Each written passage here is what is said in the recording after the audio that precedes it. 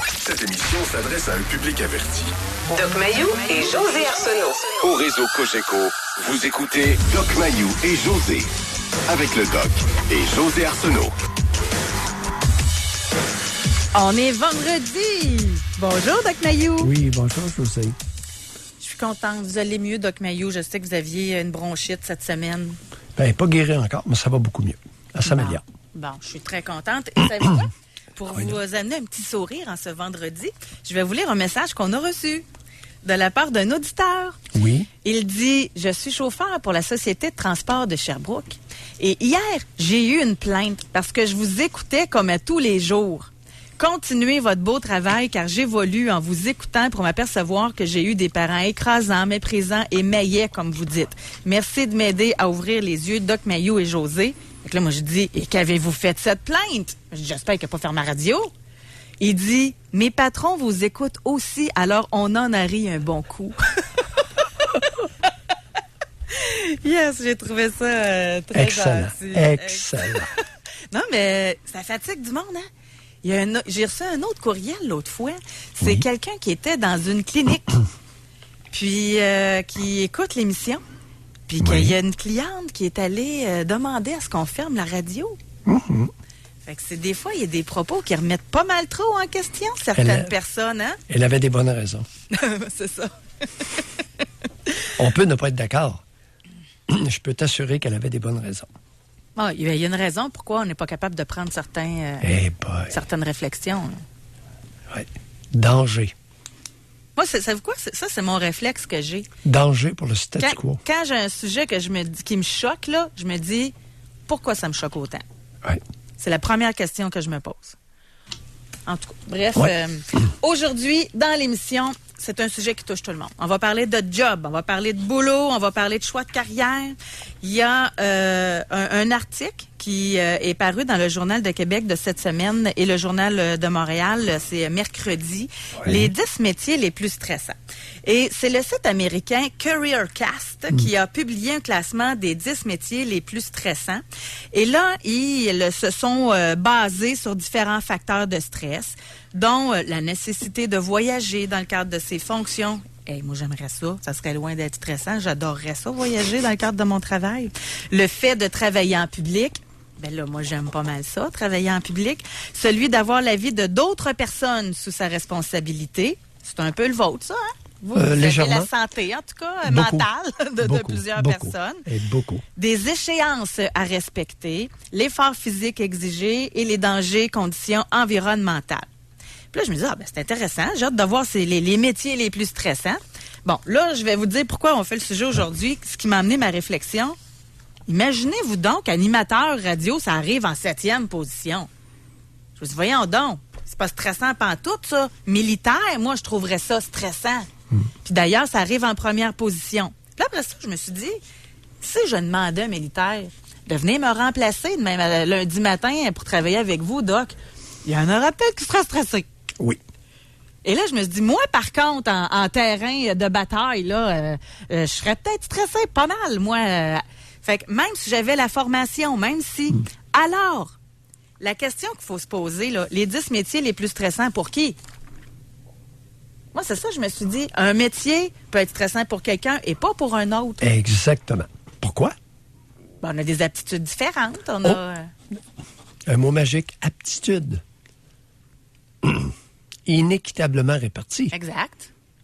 Le défi qu'on a chacun, c'est de se connaître personnellement pour faire les bons choix. Oui. Et là, je vais demander aux gens, moi, est-ce que vous êtes sur votre X?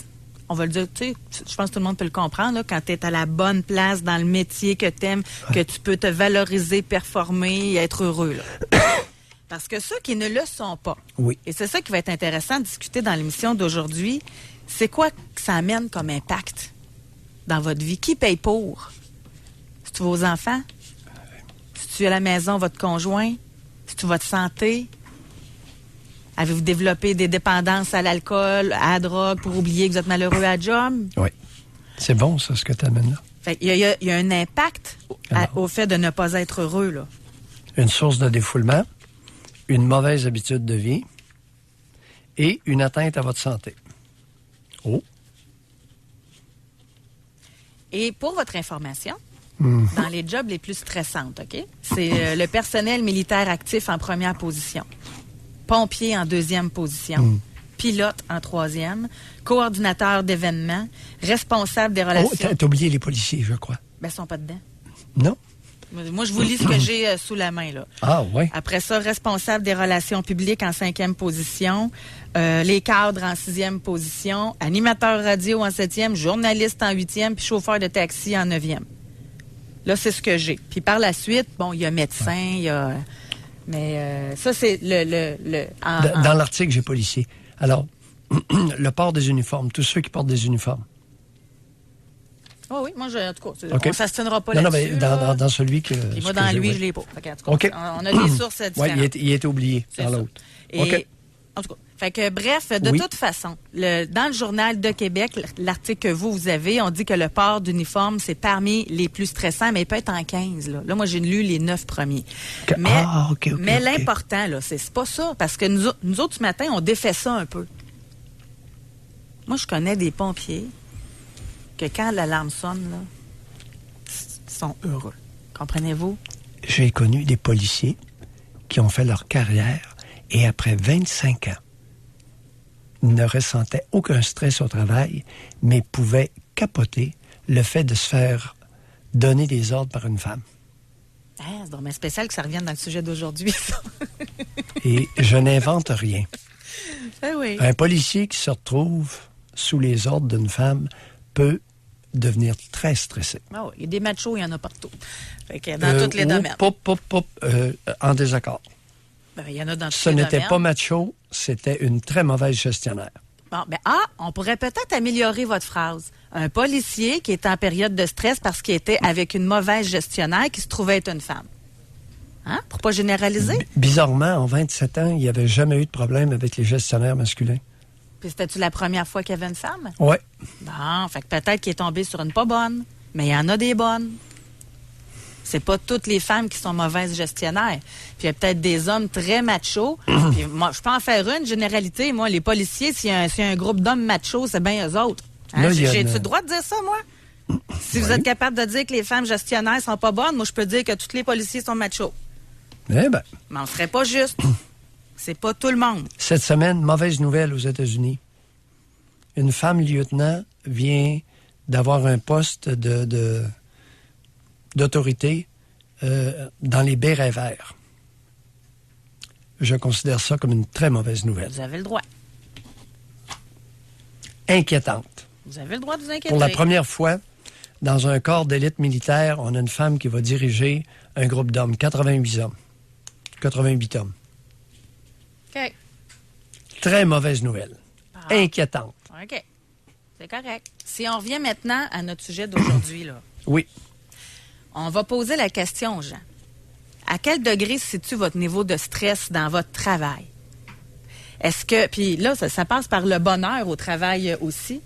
Puis moi, ce que j'ai trouvé de quoi en faisant des recherches ce matin, vraiment très intéressant. Souvent, quand on fait des statistiques sur le milieu de travail, on parle d'absentéisme et des coûts reliés à l'absentéisme. Oui. Aux États-Unis, ils ont calculé le coût du présentéisme au travail. Ça, c'est quand quelqu'un est là physiquement, mais qui n'est pas là au travail. Ben, pour être concret, José, lendemain de brosse. Un exemple, lendemain de brosse. Ben, ça peut être ça, ou ça Ou peut... Oui, chez continuez. une femme, premier jour de menstruation. OK. Mais là, on va plus loin. On va aussi, exemple, que tu n'aimes pas ton travail, fait que tu passes ta journée à placoter au lieu de travailler.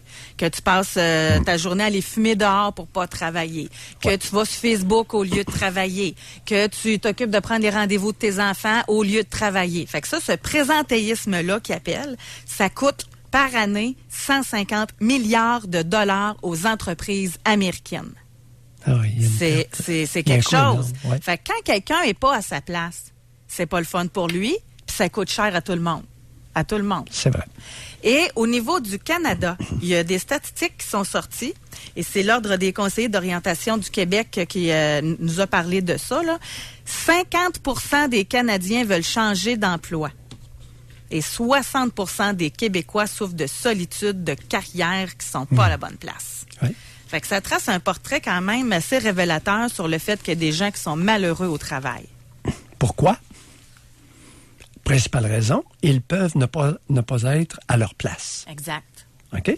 Et tu l'as mentionné tout à l'heure. C'est quoi le remède? Quel est le remède à ça? C'est se connaître. Se connaître, c'est pas compliqué, il y a 4 mots. Se connaître dans ses forces, ses faiblesses, ses aptitudes et ses intérêts. Ouais. On fera pas un grand cours universitaire ce matin, là. Se connaître, c'est ça. Force, faiblesse, aptitude, intérêt. Quel est le pourcentage d'adultes qui se connaissent dans leurs forces, faiblesses, aptitudes et intérêts? D'après toi, as-tu idée? Non? Moi non plus. Je vais rajouter On est un élément de difficulté. deux ignorants ce matin. Je vais rallumer un élément de difficulté. Et en plus, à l'âge de 16 ans, c'est là que tu choisis aussi souvent ton choix de carrière. Oh non, ça dure. La découverte de soi-même, c'est pour la vie. Oui, ça, c'est vous pour avez la vie. raison. Puis on peut pour se réorienter, puis alouette. Mais c'est une pression qui est quand même là chez les jeunes qui ont à choisir une faculté, qui ont à choisir un choix de carrière. José, pression insignifiante. Parce qu'on peut constamment réorienter sa carrière. Bien, nous, on le sait, parce qu'on est rendu vieux. Mais quand t'es jeune, t'as cette pression-là sur tes épaules. Ouais, Puis il y a des parents qui en rajoutent en plus. C'est pour ça qu'on en parle ce matin. Là. C'est ça. Non. À 16 ans, la plupart ne savent pas ce qu'ils vont faire pendant toute leur vie, voyons. Aucune idée. Maintenant, la base, prérequis. Pour être à sa place dans la vie, connaître ses forces, ses faiblesses, ses aptitudes, ses intérêts. Est-ce qu'il est possible qu'il n'y ait pas plus de 20%, une personne sur 5 qui se connaissent raisonnablement? Une ou deux sur 5? Moi, j'en ai aucune idée, sérieusement. C'est totalement votre champ de compétences. Là. Non, écoute, jamais rien lu et vu là-dessus. Non, mais si du haut de gens, mon ignorance, je te dirais, peut-être une ou deux personnes sur 5 se connaissent raisonnablement. Je vous estimerais pas. Mais si les gens se pessimiste connaissaient ce vraiment... matin, hein? Parce que moi, je le suis plus que vous. C'est pour ça que je n'estime pas. Vous côtoyez plus de gens qui se confient à vous que moi. Là. Mais moi, j'aurais dit moins que ça encore. Parce que si... Je vous explique pourquoi. Je pensais être pessimiste. Mais je vous explique pourquoi. Parce que si on calcule tous les gens qui sont malheureux en couple parce qu'ils ont fait des mauvais choix, tous les gens qui sont malheureux au travail, puis là, la statistique, là, 1 personne sur 2, là, OK, qui veulent changer d'emploi, là. Si eux, là, ça veut dire qu'ils se connaissent pas non plus. Ceux qui font des burn-out, ils ont dépassé leurs limites, ils se connaissent pas. Il y en a une méchante gang, là, qui ne se connaissent pas, là. À des degrés différents, ils sont très majoritaires. C'est pour ça qu'on en parle, chers auditeurs, ce matin. Il y a des militaires qui ne sont pas à leur place. Il y a des militaires qui sont à leur place. Il y a des policiers qui ne sont pas à leur place et il y a des policiers qui sont à leur place. Et on a effleuré un petit peu le sujet à travers il y a des médecins un autre qui sont à leur thème. place. Puis il y a des médecins qui ne sont pas à leur place. Ouais. Il y a des animateurs qui sont à leur place et il y a peut-être des animateurs qui ne sont pas là. D'aucuns diront que je ne suis pas à ma place, mais en tout cas, j'ai été choisi. Vous avez été élu, choisi. Pas élu, choisi. Non, mais... Choisi et bien rémunéré. C'est parce qu'il y en a qui ont eu l'appel de Dieu. Vous avez eu l'appel de la psychiatrie puis de l'animation. Oh oui, j'ai eu l'appel de Daniel Brouillette et puis de Catherine Godreau à un moment donné qui m'ont réintroduit dans le système. Suite à l'appel de Denis Levesque et de son recherchiste, Bruno Genet. Alors, au moment, j'ai eu des appels, mais pas de Dieu. Non, celle-là, ça répond pas. Hein? Il n'y a personne au numéro que vous aviez composé. Dieu m'aime pas. On va aller à la pause, Doc, mais juste... Dieu discrimine face à Mayou. Oui, écoutez-moi un peu, là. Ça fait 2 fois que j'essaie d'amener ce thème-là. J'ai dit, j'allais commencer à dire que on a parlé cette semaine, la semaine passée, aussi d'un élément qui serait intéressant de ramener. C'est pourquoi vous n'êtes pas sur votre X. Ça se peut-tu aussi, c'est parce qu'on a décidé à votre place. Oh, là, il y a de multiples raisons. Oh, il y en a. Il y en a que c'est les parents qui ont influencé beaucoup. Tous les enfants écrasés ne seront pas à leur place. Presque sans exception. Tous les enfants négligés ne seront pas à leur place. Presque sans exception. Tous les enfants brutalisés ne seront pas à leur place. Il y en a plus que 2 sur 5, hein? Commence à faire du monde à la messe, là. Arrêtez de parler de messe, puis d'église, puis de Dieu un matin. C'est vous qui amenez ça, là. J'aime ça. J'adore. Hey, ma lieutenant, est-ce que ma lieutenant aux États-Unis, dans un béret vert, es-tu à sa place? Ben, je la connais pas, fait que je peux pas juger. Je la connais pas. Je connais pas. Moi, j'ai pas regardé son chemin, son parcours de carrière. Je peux pas juger. Sinon, ça serait un préjugé. Si jamais elle est faite prisonnière sur un théâtre de guerre. Ah, parce que des hommes, il n'y en a jamais qui sont faits prisonniers? Si jamais la lieutenant des Green Berets aux États-Unis est faite prisonnière, est-ce qu'on va réagir de la même façon que si c'était un homme qui était fait prisonnier? Ça, là-dessus, j'espère que oui. Puis si elle est rendue ce qu'elle est rendue là, elle doit penser comme moi aussi. Je pense pas qu'elle aille en terrain de guerre en talons hauts, là, comme c'est pas. Je pense que c'est le long milieu, c'est parce qu'elle a du bagot. Est-ce que les hommes qui sont faits prisonniers ont le même traitement que les femmes militaires qui sont faites prisonnières? Moi, j'ai pas l'information. Je sais pas si vous l'avez. Écoute, j'ai été psychiatre militaire, moi. Oui, mais est-ce que vous avez eu l'information comment les femmes sont par rapport aux hommes? C'est pas traité du tout de la même façon, dépendamment des pays où elle sera faite prisonnière. Elles sont traitées comment? C'est épeurant. C'est quoi, ils les violent, ils les agressent, etc.? Sans arrêt. Puis les hommes, ils les frappent. Non, les hommes... Ils torturent. Ils peuvent, pas nécessairement. Ils prennent sûrement pas un café ensemble, là? Il y a un risque. Quand tu t'en vas dans ce milieu-là, il y a un risque. Et comme femme, moi, je suis certaine qu'elle sait dans quoi qu'elle s'embarque, tout comme un homme sait dans quoi il s'embarque. Non, elle ne le sait pas. Non, elle ne peut pas le savoir. Ils l'ont pas pris dans une boîte de Cracker Jack, là, Ils l'ont pris, ils l'ont nommé là parce que c'était un élément... Comment je te dirais bien ça, là? La première femme qui va diriger un groupe d'hommes dans les bérets verts américains. Je trouve ça embarrassant. Ça n'a pas de... Parfois, la bêtise humaine est sans limite. Pour se vanter d'être l'armée, la première armée qui va choisir une femme à la tête d'une gang de commandos. Je trouve ça, écoute, c'est disgracieux. Okay. En tout cas, bon, je me tais. Ben non, vous êtes là pour parler, sauf qu'on doit aller à la pause. J'ai des préjugés, qu'est-ce que tu veux que je te dise? J'ai des préjugés. Ben, vous êtes humain, vous n'êtes pas parfait. Bon. On va aller à la pause. Réconfortante. Pour rejoindre l'équipe du FM 93, composez le 670-9330. Jusqu'à 11h, au réseau Cogeco. Doc Mayou et José. Et José Arsenault. Avec le Doc et José Arsenault. Les gens disent, les médecins, les infirmières responsables de la vie des gens, qui doivent être attentifs à tout changement, ils sont les yeux des médecins, erreurs de médicaments, la crainte d'être toujours poursuivi, c'est stressant. Parce que notre sujet d'aujourd'hui, c'est avez-vous un métier stressant? José, pas nécessairement. Ben non, mais je lis la dame, là. Je n'ai jamais été stressé par mon métier et je travaille avec des infirmières depuis 38 ans. La plupart n'étaient pas stressés par leur profession, celles qui étaient à leur place. Mais en même temps, Doc, moi, je lisais ce matin, mon premier réflexe que j'ai eu, les médecins, c'est un métier stressant. Et je ne veux pas me faire opérer par un stressé, moi, là. Voilà. Je ne veux pas être reçu à l'urgence par un urgentologue stressé. J'ai-tu le droit? Puis je veux pas aller voir un psychologue qui braille quand j'y raconte mes problèmes. C'est un autre exemple. Tout à fait d'accord. Tout à fait. Sans aucune réserve. Ouais. Vous êtes-vous déjà trompé, choix de carrière? Racontez-nous ça. Ça pourrait être intéressant. Qu'est-ce qui fait que vous n'étiez pas sur votre X? Ça a pris quoi pour que vous vous en rendiez compte? Ouais, c'est bon. Souvent, malheureusement, là, les histoires qu'on entend, c'est burn-out. Ça a pris... Il a fallu qu'il frappe le mur pour se rendre compte, finalement, qu'il n'était pas à la bonne place. Ben oui. On va rajouter des éléments. On peut être sur notre X dans le choix de carrière, mais pas pour le bon employeur. Tout à fait. Parce qu'on peut, exemple, là, moi, je suis tellement dans un métier qui me rend avec un mauvais heureuse. gestionnaire. Tout à fait. Si nous deux, là, on s'entend plus, là, puis on se respecte plus, là, je l'aimerais plus, mon travail. Puis je vais changer de job pour un autre employeur, puis je vais recommencer à aimer ça. Vous comprenez?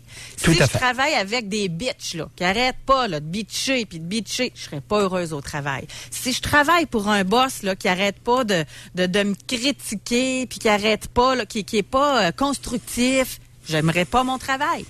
Pourtant, je considère que je suis la personne la plus choyée sur Terre de faire ce travail-là. Si tu travailles pour un employeur qui désapprouvent ta créativité et ton enthousiasme. Qui t'éteint, là. C'est ça. Et c'est fréquent. Moins, ça va mieux de ce côté-là au Québec. Mais fut un temps où la créativité des employés et leur enthousiasme pouvaient être mal vus, particulièrement pour certains groupes syndicaux. Non, on va se dire les choses tranquillement, sans se crier de bêtises, mais il y a des réalités là, qui nous ont habités il y a pas trop longtemps. Puis il y a des gens aussi, on va rajouter encore et qui se réglaient à coups de 2 par 4, là. d'intimidation, de violence et de 2 par... Ben oui. Batte de baseball, là, oui, j'ai déjà eu droit à ça, moi. 3 petits battes de baseball dans le coffre, à côté. Vous, ça? Oui, 1987, oui, sur une ligne de piquetage. Disons que ça m'avait plutôt allumé, les battes de baseball. Vous aviez décidé de passer la ligne? Oui. On vous l'a fait savoir? Oui, on va. Puis j'ai vu des gars qui ont mis 3 battes de baseball dans le coffre de l'auto à côté. Ça m'a allumé. Au lieu de me faire peur, j'ai comme eu un grognement intérieur. 50 personnes, 3 battes de baseball. C'est drôle, j'ai vu ça petit momentanément. Très petit. Et non menaçant. C'est sûr que ça n'a pas de bon sens. C'est pas rationnel, là, mais c'est moi. Ben oui, c'est ça. Il s'attaquait pas à la bonne personne. Il y en avait deux en aluminium. J'avais jamais vu ça, moi, des bâtons de baseball en aluminium. Savais-tu que ça existe? Ça, c'était la première fois en 1987 que je voyais ça. Des bâtons de baseball en aluminium? Oui. Ben, j'ai déjà frappé des balles avec ça, moi. Oui, en 1987, j'avais jamais vu ça, moi. Il y en avait un en bois, puis deux en métal. Ça résonne moins d'un poignet. J'ai joué à balle, moi. Ah oui? Non, mais ça dépend, là. Mais en tout cas, bref, oui, okay. Vous êtes l'exemple, encore une fois, je trouve. Vous êtes entièrement dans notre sujet. Il y en a qui se seraient écrasés, qui seraient mis à shaker. Puis vous, ça vous a allumé.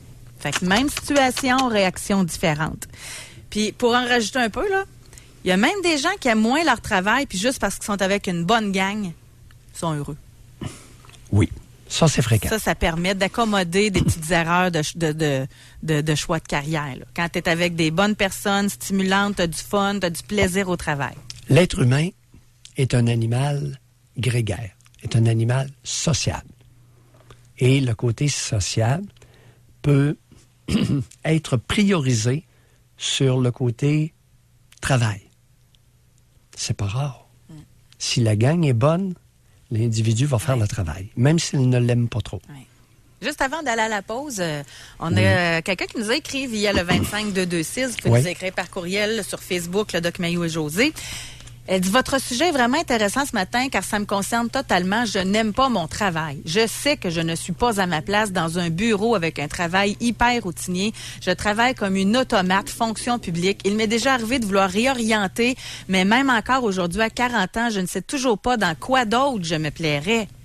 Elle a 40 ans. Elle sait même pas qu'est-ce qu'elle aimerait. C'est fréquent. Elle dit, quand j'ai terminé mon cégep et que j'ai constaté que je ne me connaissais pas et que j'étais trop indécise, j'ai donc décidé d'arrêter les études et je suis allée sur le marché du travail pour éviter de m'endetter avec les prêts étudiants chaque année dans des programmes différents parce que je changeais d'idée tous les mois. Le problème, c'est que 20 ans plus tard, elle n'est pas plus avancée. D'où l'importance de l'introspection. On regarde dans le miroir et on regarde derrière. D'où ça vient. En quel honneur je ne me connais si peu. En quel honneur que je connais si peu mes forces, je connais si peu mes faiblesses, mes aptitudes et mes intérêts. Comment ça se fait que je travaille si peu dans le sens de mon intérêt personnel? Prendre soin de soi-même. Oui. Individualisme. Oh, le mot tabou. L'individualisme, c'est mauvais. Je te le dis. C'est mauvais. Une société qui est remplie d'individualistes, c'est mauvais. Mauvais. Mais toutes des individualistes qui travaillent en équipe, ça doit être pas pire. Ça peut faire un beau groupe. On va aller à la pause, Doc. Il est déjà 9h58. Bon, là, ça suffit le placotage de nous deux. On veut vous entendre. Alors, vous êtes-vous déjà trompé? Est-ce que vous avez réorienté votre carrière? Êtes-vous heureux au travail? Je le sais que c'est délicat d'appeler pour dire que vous êtes malheureux de peur que votre patron vous écoute. Je comprends. Ou que votre conjointe vous entende. Ben, si vous êtes malheureux au travail, j'espère que votre conjointe va être empathique. Non. Ça peut la faire paniquer. Insécurité financière. Tu l'avais pas prévu, ça, hein? À l'inverse, moi, c'est peut-être plus les femmes qui sont insécures financièrement? Oui. Lorsque le gars décide de se réorienter, lorsque le conjoint, ça peut provoquer toute une réaction chez la partenaire. Avez-vous vécu ça?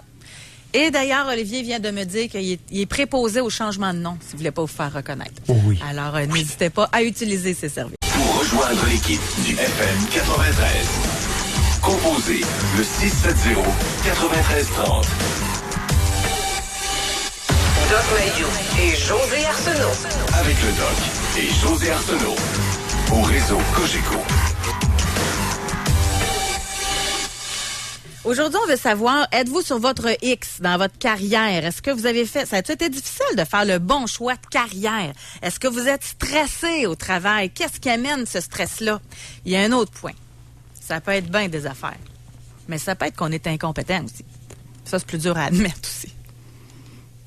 Dans les 4 mots tout à l'heure, bien se connaître veut dire ses forces, ses faiblesses. Ça veut dire quoi, reconnaître ses faiblesses?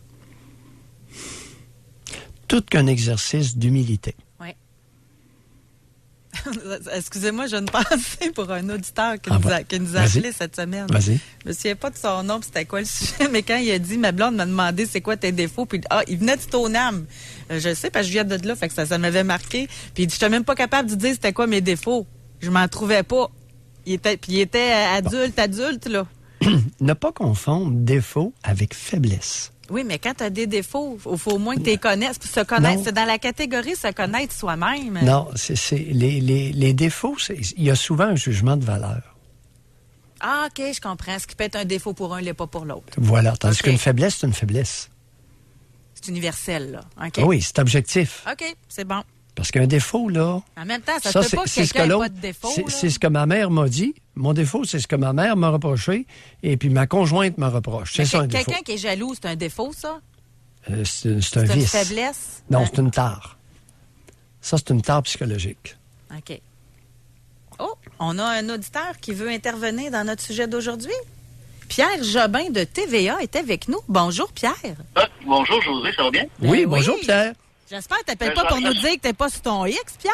Non, ça va bien, mon affaire. Non, mais par contre, je suis en route, je m'en vais au bureau. Puis moi, j'ai des jeunes qui sont en train de faire des choix scolaires. Oui. Et ce que j'ai dit, puis Doc Mayou, vous me direz ce que vous en pensez, ce que je disais, même quand elles étaient encore en secondaire 5, c'est pourquoi vous commencez à parler d'orientation en secondaire 5? Pourquoi dès le secondaire 2, 3, 4, 5...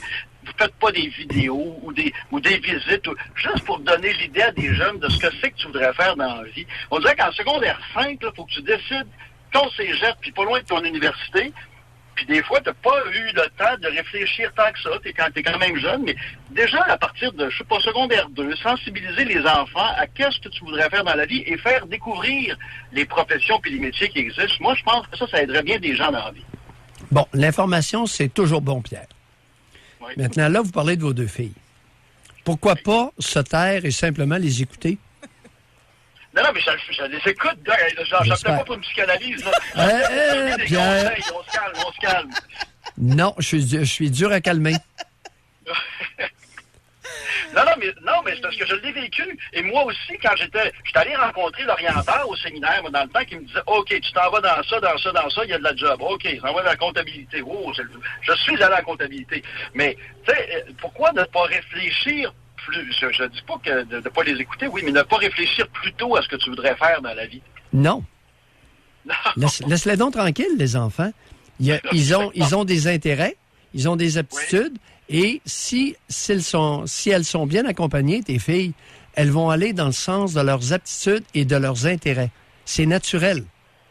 En autant qu'on n'interfère pas. Ton orienteur, là, en quel honneur t'es allé voir un orienteur? T'étais passé brillant, allumé pour décider par toi-même qu'est-ce qui t'intéressait? Non, mais Doc, ça fait trop longtemps que vous n'avez pas fait votre collège classique, mais il y a trop de... Aujourd'hui, toutes les écoles, il y a des journées d'orientation, des journées carrière. On demande aux jeunes de... Oh, Pierre, t'es habile, mon Snoro. Orienteur. En quel honneur t'es allé consulter un orienteur? Ben, ils font tous ça, les jeunes, au secondaire. Ben oui, j'ai fait ça, moi aussi. Puis moi, j'aimais ça. On passait des tests de personnalité pour savoir nos forces, justement. Et Moi, ça a donné j'adorais quoi? ça. Tu étais obligé? Tu es en train de me dire que tu es allé voir un orienteur au séminaire? Tout le monde fait ça, Doc, encore Non. aujourd'hui. Est-ce que tu étais Mais obligé? tu fais ça en secondaire 5, on dirait qu'il faut que tu décides de ta vie Est-ce que en tu 3 étais, semaines, un mois.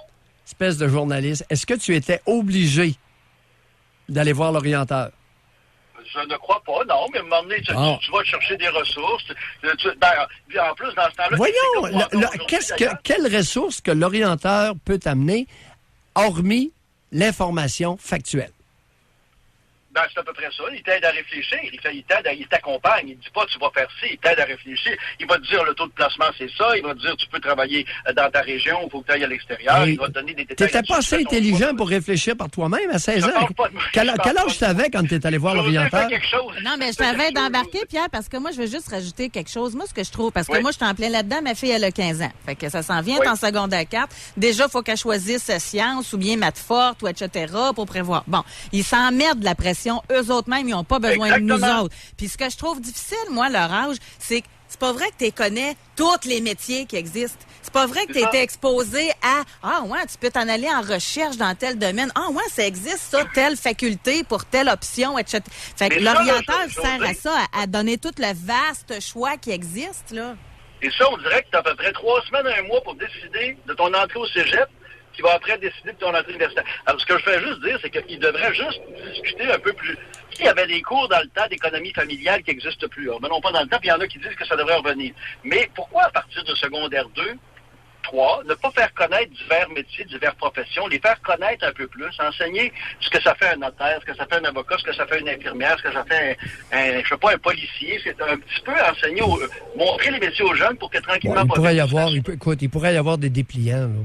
On n'enseigne pas ça, on peut fournir des dépliants. Nous autres, on avait le cours dans le temps, éducation au choix de carrière. Ouais.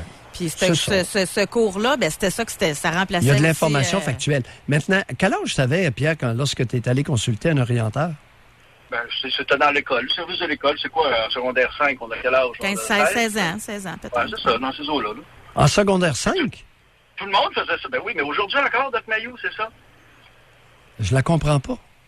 Ben, Qu'est-ce que vous ne comprenez pas, Doc? Qu'est-ce que vous ne comprenez pas? Attendez un peu, là. Pour qu'on parle de la même affaire, là. Non. J'ai pas beaucoup de respect. J'ai été consulté par beaucoup de monde qui sont allés voir des orienteurs. Et ça a rarement été une expérience positive. Ah, mais je dis pas que ça a été... Non, mais je dis pas... C'est en comptabilité que je devais m'en aller, là. J'ai fait d'autres choses. Tu fais bien de nous le dire. C'est de la chenoute. Les orienteurs se prennent pour des devins. Alors que le psychisme humain... Pardon? Dans certains cas, je pense qu'ils peuvent aider en donnant de l'information, comme vous dites, factuelle. Mais la seule chose que je dis, c'est que cette information factuelle-là dont vous parlez, elle est donnée subitement et rapidement, et tu as quelques semaines en secondaire 5 pour faire un choix qui, des fois, est un choix de vie. Pierre. Voilà. Là. Je suis pas malade, tout va bien. Non, mais Pierre. Oui. Avec Internet, avec toute l'information qu'on peut puiser graduellement, qui peuvent nous aider à faire des choix, je pense qu'on n'a pas besoin de s'ingérer tant que ça dans l'évolution des choix de nos jeunes. Non, on peut les accompagner. Bon. Les accompagner. Ouf, t'as dit le bon mot, Pierre. Tu t'en sors bien. Je vais pouvoir aller travailler. Les accompagner. Merci d'avoir appelé. Salut. Bonne journée, salut. Bye. Bye. Ah bon? Ben, il est fin, Pierre. Merci d'avoir appelé. Oui. Ben oui. Les accompagner. Ah bon? Ça veut dire quoi, accompagner un jeune? Mais, ah bon? Mais Doc, oui. Puis on va poursuivre avec les auditeurs aussi, là, mais l'enfant, là, il peut y avoir des enfants épanouis. Puis il peut y avoir des enfants adolescents, c'est rendu adolescents, qui veulent tout le temps. Il y a des perfectionnistes. Il y en a qui ont peur de se tromper. Il y en a qui sont anxieux. Il y en a qui ont différentes problématiques. Puis même des équilibrés. Puis c'est vrai que ça va vite. Je veux juste dire ça, là. Parce qu'en secondaire 5, là, ils vont faire leur application dans un cégep. Puis c'est pas juste je m'inscris au cégep. C'est je m'inscris au cégep pour faire tel métier, pour aller dans telle branche, pour aller dans l'autre. Fait que déjà, il faut que tu sois branché un petit peu, là. Bon, oui. Il y a où le problème? Brancher un peu, oui. C'est ça, là. Fait que donc... oui. Fait que donc, c'est important, comme vous dites, qu'ils se connaissent eux-mêmes. C'est ça, graduellement. Mais c'est jeune, là, pour vraiment faire un choix. Fait que moi, je Pas du comprends tout. ce petit stress-là. Là. Même si je l'ai du pas tout. vécu. C'est pas un stress, c'est un plaisir. C'est la découverte de la vie. Ben, pour moi, ça n'était un. Je savais ce que je voulais faire dans la vie, mais ceux qui le savent pas, c'est stressant. Bon, alors ça n'a pas été un pour toi, puis ça n'a pas été un du tout pour moi. Bon, on est deux. On est deux. Mais on est chanceux. Et Pierre s'est fait mal orienter, il s'est fait envoyer en comptabilité. Imagine-toi. Tu parles d'un zoufi. Non, mais ces orienteurs-là, ils me font rire. Ils font passer des tests. Voyons s'il y a des tests qui permettent à quelqu'un de s'apprécier à sa juste valeur. Ça n'existe pas. Il n'y a pas de test valable. C'est de la grosse fumisterie, cette histoire-là. Non, moi, je pense qu'il hormis faut juste- l'information factuelle. Il faut juste avoir du libre arbitre, là, avoir l'esprit critique. L'orienteur peut te dire des choses, peut t'amener de l'information, mais la décision revient à la personne. Souvent, il y a une contamination. J'ai vu beaucoup de cas où les orienteurs avaient Puis Pierre en est un exemple. Il se faisait envoyer en comptabilité. Un des journalistes les plus connus de la province. Qu'est-ce qu'il aurait fait en comptabilité avec le verbe qu'il a?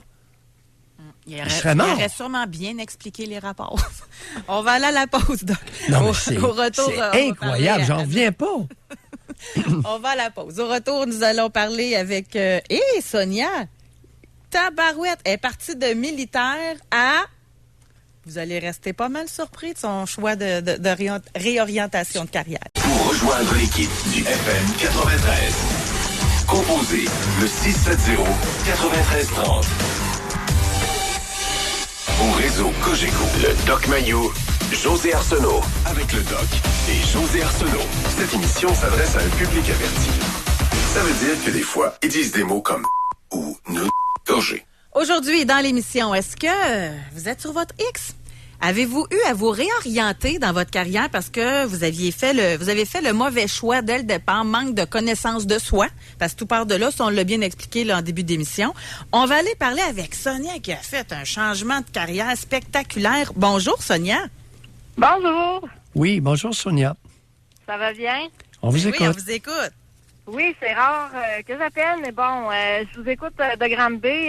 Je suis justement en déplacement pour une famille.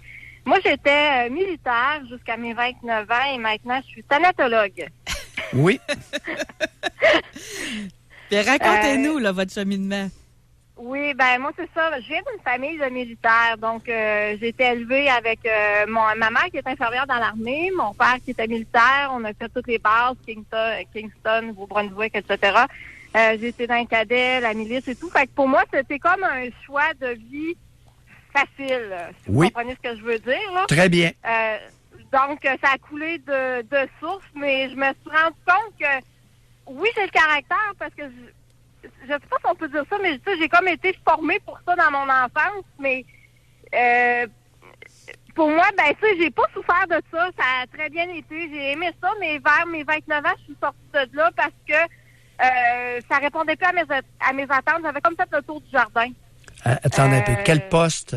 Dans quel corps de métier? J'étais en service social. Ah, vous étiez travailleuse sociale dans les Forces armées militaires? Exactement. Oh, oui. Puis pourquoi thanatologue?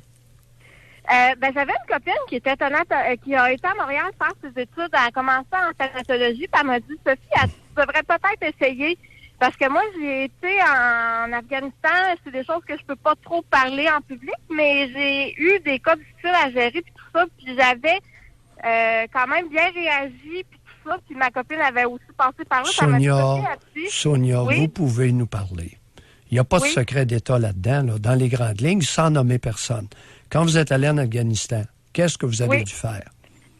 Ben, j'étais sur les lieux d'une bombe qui a sauté, puis Oui. j'ai dû ramasser des morceaux, j'ai dû...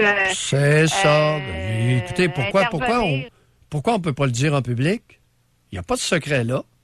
Ben, c'est pas que des secrets, mais c'est juste parce qu'à la radio, je sais pas si ça se dit ou pas, je voulais pas... Ah, Sonia, ça donne qu'avec Mayou et José, il n'y a Tout à pas fait. grande restriction, nous autres.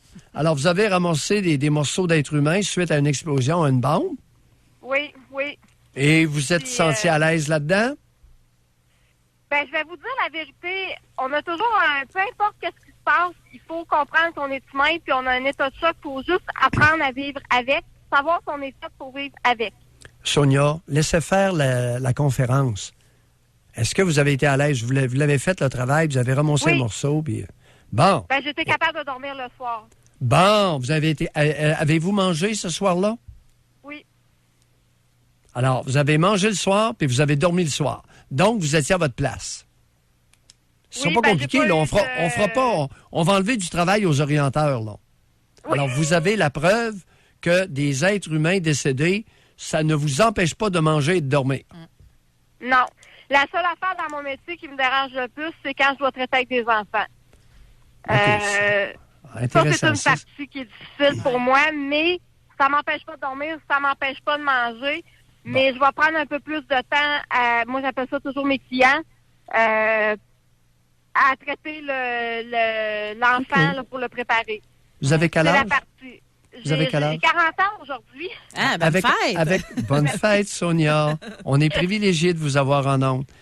Sonia, vous avez 40 ans. Avec enfant ou sans enfant? J'en ai 5. 5 enfants? Oui. Hey, c'est rare de nos jours. Les 5 à vous, ça? Ou, sont tous à moi. Ah. Oui. Êtes-vous encore avec le père? Ça fait 17 ans. J'ai une vie très stable. Wow!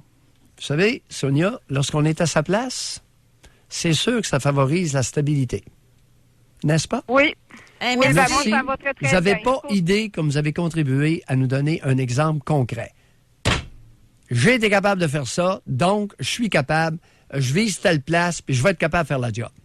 Bon, je suis capable, Excellent. mais de toute façon, on ne peut pas être tout boulanger. Hein. Il y en a pour tous les métiers. Sonia, excellent. Votre message y est passé. Alors, thanatologue, pour ceux qui n'ont pas compris, c'est embaumeur. Embaumeur, exactement, mais parfois, on fait juste préparer les gens, puis après ça, ils vont être incinérés, mais il faut quand même les préparer, et ils ne sont pas toujours jolis. Non. Oui. Mais il en faut, il faut de tout. Puis moi, Sonia, je fais mon travail. Merci. Comme les autres. Merci beaucoup. Merci. Ah oui, merci de nous avoir parlé. Bonjour. Sonia. On va faire un petit lien, Doc. Hey, on va-tu sauver de l'ouvrage puis des consultations inutiles chez les orienteurs? Elle le savait, elle était capable de faire la job. Elle a mangé le soir puis elle a dormi. Non, mais ça là-dessus, par contre, moi, j'ai un questionnement. Comment? Parce que c'est avant qu'elle ait vécu ça, là, ramasser des morceaux, là, suite à une explosion en terrain Afghanistan de guerre. Elle ne pouvait pas le savoir, c'était fait pour ça. Ça, comment tu veux te préparer à ça? Tu peux pas. Non. Tu sais, c'est... Bon, il y a parfois des signes. Par exemple, si ta réaction face à la mort et face aux morts. Elle était militaire, donc elle était entraînée pour tuer. Était-elle capable? Mais elle était travailleuse sociale. Donc, elle était un peu loin de son profil. Oui. Ouais. Alors, elle a eu la preuve que elle, sa nature était compatible avec le fait d'être embaumeur thanatologue. Mon petit lien que je vais faire, là. Allons-y. Le prochain, lui, il aurait pu rencontrer Sonia. Il a vécu une expérience de mort imminente. Roch nous appelle de Sherbrooke. Bonjour, Roch. Bonjour, ça va bien? Oui, bonjour, Roch. J'ai hâte que vous nous expliquiez en quoi ça vous a permis de trouver votre choix de carrière, par exemple. Ben, sais-tu, moi, il suffit qu'ils m'ont enlevé un pied et demi d'intestin après cette mort imminente. J'ai perdu mes emplois à maintes reprises, même petit gars, les patates frites, des fraises. Moi, je faisais tout. Moi, je me levais le matin, je vendais le journal en avant de l'église. Ça s'appelait Dimanche matin. J'ai fait de tout. Mais j'étais tout le temps malade. J'allais aux toilettes comme ça se peut pas. Alors, je me suis dit, moi, je lâcherai jamais. Puis je vivais aussi dans une famille très négative. Et moi, je suis arménien québécois. Fait qu'à un moment donné, j'ai une job de facteur à 17 ans. Je me dis, wow, yahoo, une job avec un très bon salaire puis des bonnes... Roch, on n'a pas une semaine, là. Vous avez quel âge et vous voulez nous dire quoi ce matin? OK. Ben moi, j'ai 58 ans. Et puis, j'ai travaillé à la radio, j'ai fait ça paraît que vous avez travaillé à la radio, là. C'est pour ça que je vous ai interrompu. On était parti pour longtemps avec très peu de contenu. Qu'est-ce que vous voulez nous dire ce matin? OK. Ramassez-vous, parce que la conversation ne durera pas. Pas de problème, Doc. Moi, ce que j'ai fait beaucoup de travail, puis maintenant, je suis tailleur de cèdre. Oui. Puis quand même, c'est très lucratif, puis ça va bien. Puis aujourd'hui, c'est une job qui est plaisante, puis je travaille à l'extérieur. Bon. J'ai réussi à m'en sortir pareil. Mais Rock, c'est quoi le rapport avec votre mort imminente? Parce que vous dites que c'est ça qui vous a fait C'est trouver... parce que le fait d'aller toujours aux toilettes, que je travaillais en usine, que je travaillais à la radio, je me ramassais aux toilettes pendant 1 heure de temps à aller aux toilettes. Ouais. Ce qui faisait qu'à un moment donné, j'ai perdu mes emplois parce que ça part à mon poste. Alors, à force de perdre des emplois, là, je me disais, à un moment donné, il faudrait que je te trouve quelque chose qu'au moins je vais aimer, puis que maintenant, qui est très lucratif. Puis c'est pour dire qu'il faut rester dans le renforcement positif. C'est juste ça. Oui. Vous êtes. Avez-vous déjà donné un peu de conférence? Ça fait 3 fois que José vous pose une question. Vous n'avez pas les. Ouais. C'est bon, taillez des cèdres parce que vous n'avez pas l'écoute trop longue. OK? Bye, Rock. Salut. Mais, hey, 58 ans, placoteux. Hey, écoute, on était installé, un compteur naturel. On était installé pour 1 semaine. On va tu aller au répètes téléphone. 3 fois la question. Il n'a pas répondu. Il ne l'a même pas entendu. On va aller au téléphone. On va parler avec Michel de Gatineau. Bonjour, Michel. Bonjour, José. Bonjour, Doc. Bonjour. Oui, bonjour, Michel. Ça doit être stressant à nous parler, hein? Oui, un petit peu. Oui. Bravo, votre émission. En tout cas, vous m'avez apporté beaucoup de choses dans ma vie. Puis, félicitations, vous deux. Merci. Moi, qu'est-ce que je veux vous parler? Vraiment, je suis entièrement d'accord avec vous que les orienteurs, c'est pas tout le temps la situation idéale, mais j'aimerais ça témoigner que j'en ai frappé un bon dans ma vie une fois. Oui. J'avais 32 ans, puis j'étais directeur d'épicerie, puis j'étais vraiment pas heureux dans mon milieu de travail, puis j'avais besoin de faire un gros changement. Oui. Fait que j'étais allé consulter Carrefour Jeunesse Emploi, puis c'est un processus d'orientation qui dure 3 semaines à temps plein, 40 heures par semaine. Oui. Puis tantôt, vous disiez qu'il fallait que ça vienne de nous. Ben lui, cet orienteur-là, c'est exactement ça qu'il a fait. C'est qu'il a conçu un système là comme un genre de formulaire qu'on remplissait pour faire sortir tous nos traits de personnalité, nos forces, nos faiblesses, puis faire une liste de qu'est-ce qu'on a aimé dans nos anciens travails, puis là, ensuite, on regroupait ça, les choses qu'on avait aimées le plus, puis là, après ça, il nous aidait à trouver un métier qui était pour d'être en lien avec nos forces et avec les choses qu'on a aimées dans nos anciens travails. Puis ça m'a amené à partir de directeur d'épicerie à technologue en architecture. Bon. Ah ouais. Puis ça a été quand même difficile parce que j'avais 2 enfants qui avaient 6 mois. Puis moi, je m'en allais là pour me faire suggérer un petit cours d'1 an ou quelque chose de vite fait que j'aurais pu retourner sur le marché du travail rapidement. J'ai une maison, 2 chambres, puis les enfants, puis tout. Puis là, finalement, ce cours-là, c'est un cours collégial de 3 ans que j'aurais jamais eu l'idée de me permettre d'aller aux études pendant 3 ans de temps. Puis il m'a donné la confiance en moi, il m'a donné les outils que j'avais besoin pour le faire.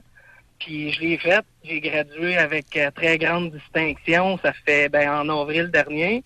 Ça fait 4 mois que je travaille dans un bureau d'architecte. Puis là, je viens juste de pogner une nouvelle job que je commence lundi prochain avec une meilleure, avec un 10 000 $ de plus par année. Puis ça va très, très bien. Là, je suis membre de l'Ordre des technologues du Québec, puis je suis super heureux dans ce que je fais. Félicitations, Michel. Merci beaucoup. Michel, oui. Vous avez dit « Il m'a donné confiance en moi ». En quel honneur qu'à 32 ans, vous aviez besoin d'un homme pour vous donner confiance en vous?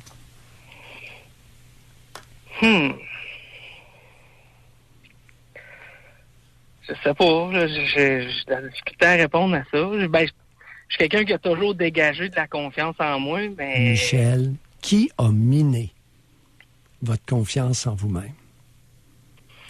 Qui a détruit votre confiance en vous-même à ce point? C'est un petit peu en lien avec votre sujet d'hier, là. Comme moi, je suis venu au monde 17 ans après ma soeur, 14 ans après mon frère. Puis je t'ai pas attendu, tu sais, puis je me l'ai fait dire. Mais j'ai eu beaucoup d'amour, tu sais. Je sais que mes parents m'ont aimé, mais je l'ai toujours su que j'étais un enfant pas attendu, que j'étais une surprise, puis que j'ai comme... Je me l'ai jamais fait dire, mais j'ai figuré par moi-même que j'ai défait les plans familiales un peu. Puis eux autres, ils ont parti une compagnie ensemble, les 3 là, mon père, ma mère, mon frère, sa femme, puis ma soeur, son mari. Puis ils ont fait un projet de maison résidentielle. Mais moi, quand ils ont commencé ça, j'avais 6 ans. Puis j'ai jamais comme été hâte de trouver ma place là-dedans, tu sais. Puis j'ai tout le temps essayé de ramer pour trouver ma place en quelque part là. Puis Ils vous ont là, pas inclus? Vous n'avez pas été inclus dans le projet familial? Non. Et qu'est-ce que ça vous a fait? Ben, je trouvais ça difficile parce que Qu'est-ce que ça vous j'ai a fait? j'ai beaucoup de qualités que mes frères et mes sœurs n'ont pas. Puis Tout à fait j'ai par hasard, toujours- vous êtes technicien en architecture, technologue Ouais, je en architecture. sais. Et Ça allait le influencer projet, mon choix de carrière. oui, et le projet familial était précisément de construire, Oui. n'est-ce pas? Oui. Oh! Et probablement que vous avez été exclu, mais que vous étiez le plus habile dans le projet familial. Est-ce que c'est possible, ce que je viens de dire? Oui, c'est très, très possible. Bonne chance, Michel. Merci beaucoup d'avoir appelé. Ben, c'est moi qui vous remercie.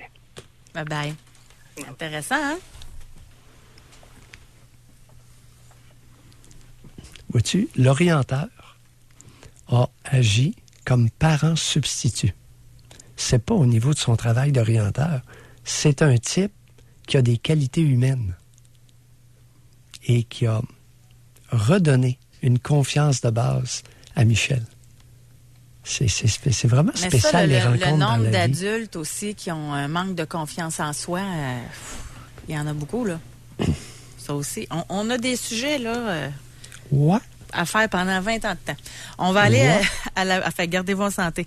On va aller à la pause publicitaire. Au retour, on va parler avec Jacques, Stéphane. Pour rejoindre l'équipe du FM 93, composez le 670-9330. Doc Mayou et José Avec Doc Mayou et José Arsenault. au réseau Cogeco. Aujourd'hui, dans l'émission, je trouve ça très intéressant. Tout ça part d'un article qui parlait des 10 métiers les plus stressants. Puis dès le début là, de l'émission, on s'est dit, stressant pour qui? Celui qui écrit l'article, pour celui qui a fait l'étude. Il y en a qui peuvent trouver un métier stressant, tandis que d'autres vont s'épanouir dans ce métier-là. C'est tellement relatif. Et juste avant d'aller au téléphone, Doc, qu'est-ce qui fait... Là, j'aimerais ça qu'on aide un peu à comprendre. On va faire une petite pause, là. Qu'est-ce qui fait que des gens comme Lucie, qui sait même pas vers quoi se réorienter à 45 ans. Histoire rapide, elle a vu un orienteur, elle voulait qu'elle soit pharmacienne. Elle voulait être pharmacienne, il a dit qu'elle était pas assez forte en sciences. Alors, elle est allée infirmière, elle a eu son diplôme, elle aimait pas travailler là-dedans, retourner aux études 2 fois, aux gestion hôtelière, en laboratoire médical. Bref, en tout cas. Mais là, elle se cherche encore. Qu'est-ce qui fait que quelqu'un ait tant de difficultés à se trouver? À Bien se connaître. Bien se connaître avant de choisir. Mais pourquoi c'est plus Maintenant, dur qu'est-ce qui pour fait? certains que d'autres? Eh oui, c'est de s'avouer ses forces et de s'avouer ses faiblesses. Au lieu de se fier à tout le monde, c'est à vous-même, graduellement, à vous découvrir. Pas laisser ça aux soins d'une tierce personne. Jamais. Qu'est-ce qui vous intéresse? Dans quoi vous êtes bon? Et quelles sont vos faiblesses? Vois-tu, le type lui a dit, elle n'était pas capable d'être pharmacienne, mais elle était capable de faire un cours d'infirmière. Ça n'a pas de bon sens, ça, cette affaire-là, voyons. Tu vois bien qu'à sa face même, ça n'a aucun sens. Mais il y en a plein Elle de gens n'est pas assez qui savent intelligente, pas elle quoi n'a pas assez de faire. QI pour être une pharmacienne, mais son QI est bon pour devenir infirmière. Ça ne fonctionne pas, là. Il y a des orienteurs qui sont quasi des fumistes. Quand est-ce qu'on va s'avouer ça? Mais revenons à la personne, là, 20 ans, 30 ans, 40 ans, qui n'est pas capable de se décider. Il ne sait pas c'est quoi qu'il aime. Bon. Manque de confiance en eux-mêmes. Tout à l'heure, Michel l'a dit. L'orienteur lui a donné confiance à un homme. Il lui a donné confiance en lui. Et il est allé. Sa conjointe lui a fait confiance aussi. On n'a pas exploré ça, là. Écoute, il y avait 2 bébés à la maison. Sa conjointe lui a fait confiance. Retour aux études pour 3 ans. Il n'y a pas beaucoup de femmes qui auraient accepté ça.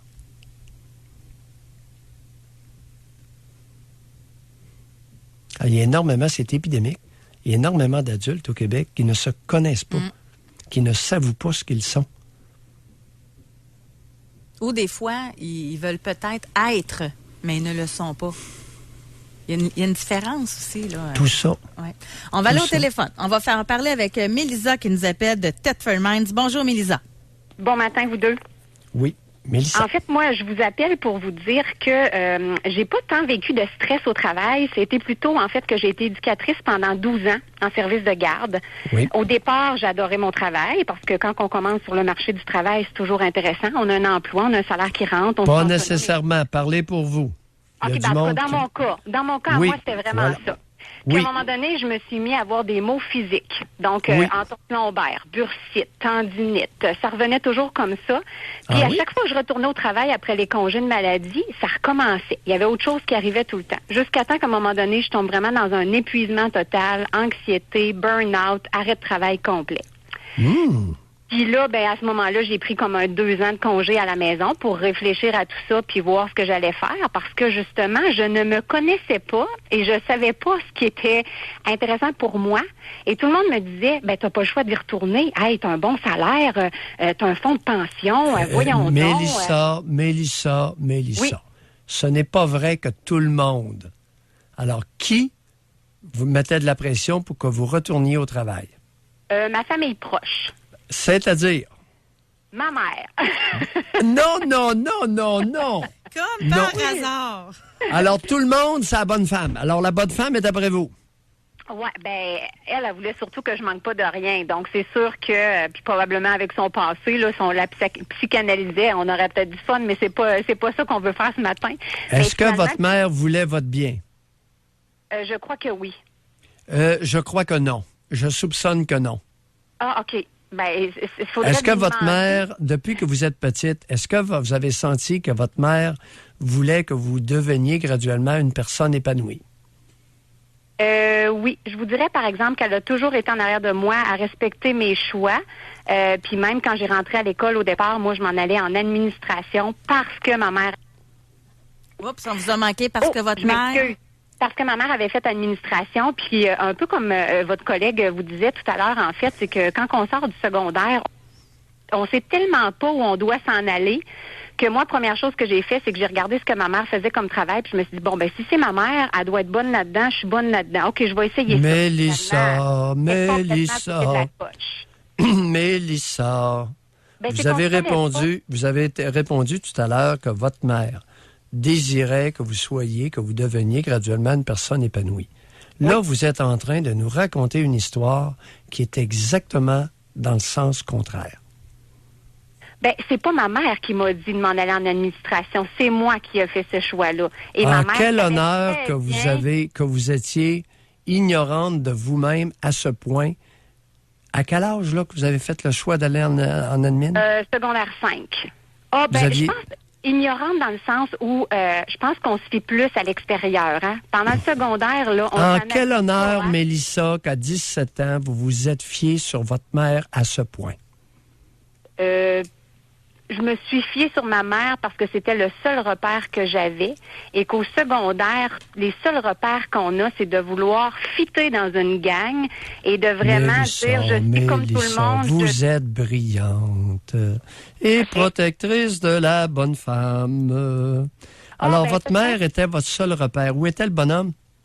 Il est parti quand j'avais 2 ans. Je ne l'ai jamais revu. Alors là, on va introduire un bémol. Il est facile ce matin de culpabiliser ou de rendre votre mère responsable à ce point de vos déboires, de votre manque d'épanouissement. Mais le géniteur s'est sauvé.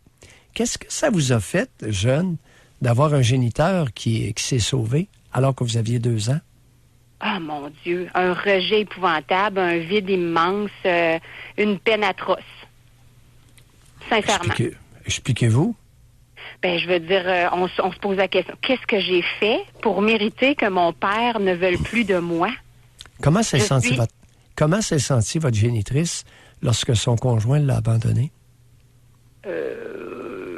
Honnêtement, je vous dirais peut-être un peu soulagée parce qu'il n'était pas quelqu'un de très fidèle. Donc, cet aspect-là, ça a été... Qu'est-ce que vous voulez dire par pas très fidèle?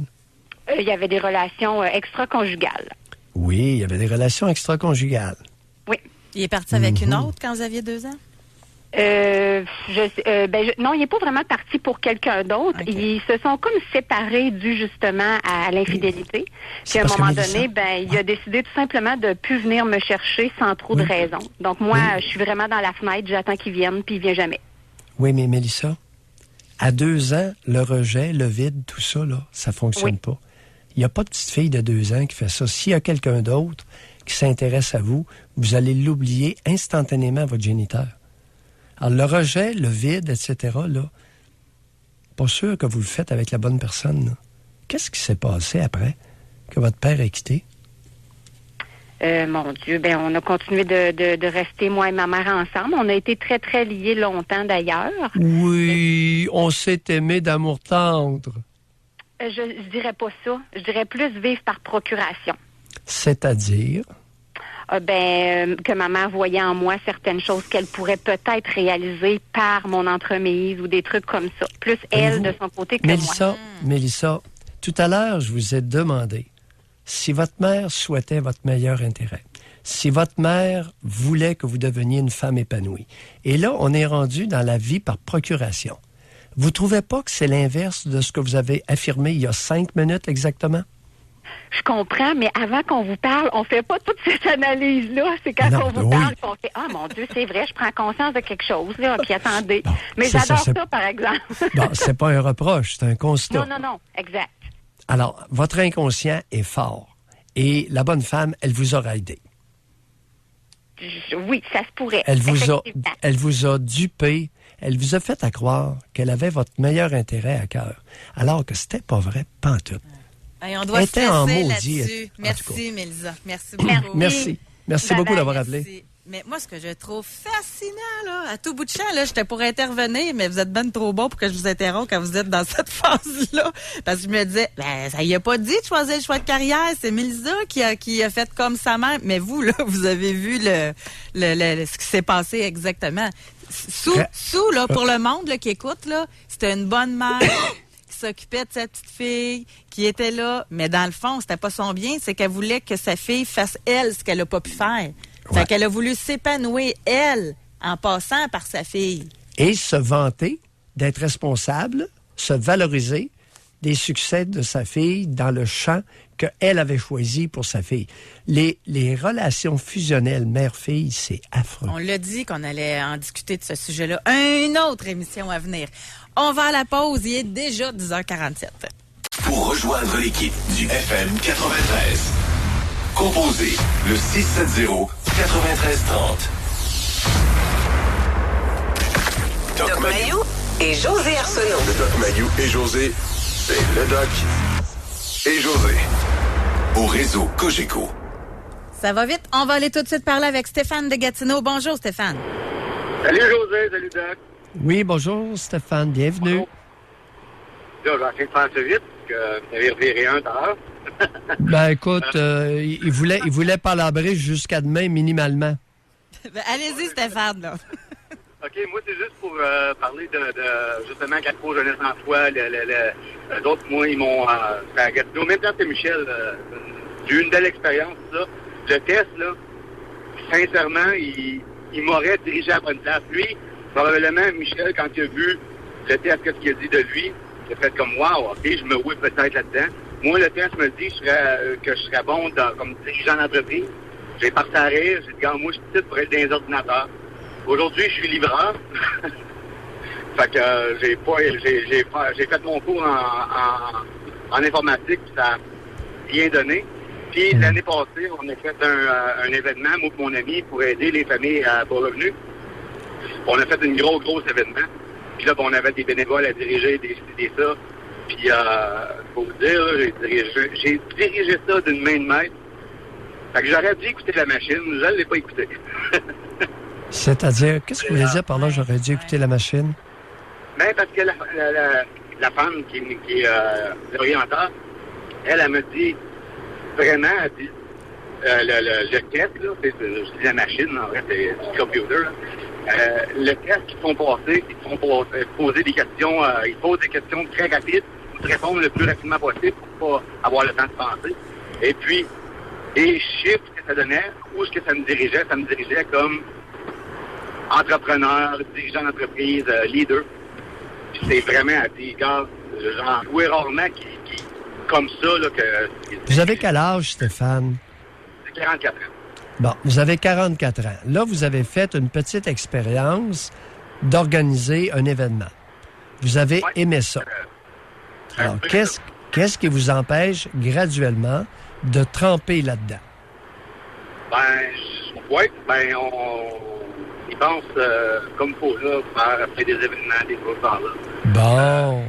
Alors, suite à une réalisation... C'est juste que si j'aurais écouté au début, je serais probablement déjà là, parce que ça fait quand même 10 ans, ça.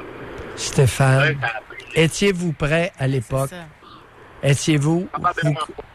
Bon. Tu sais, les j'aurais dû, là... Non, j'aurais dû... Non.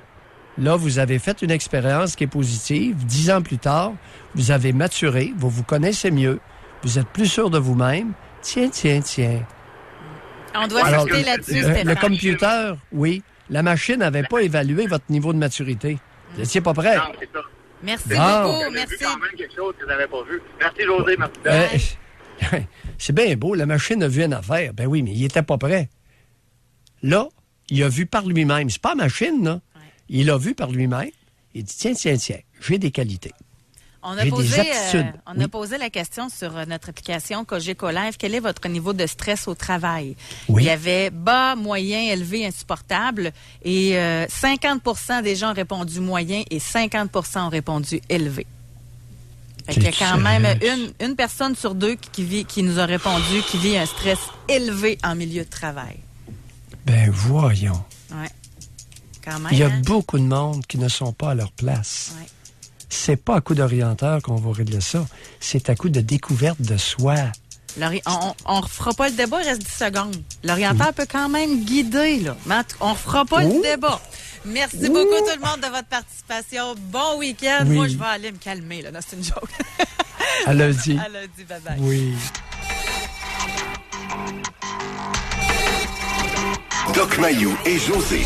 Soyez là lundi, 9h30, pour une autre édition du Doc Mayou et José. Au réseau Cogeco.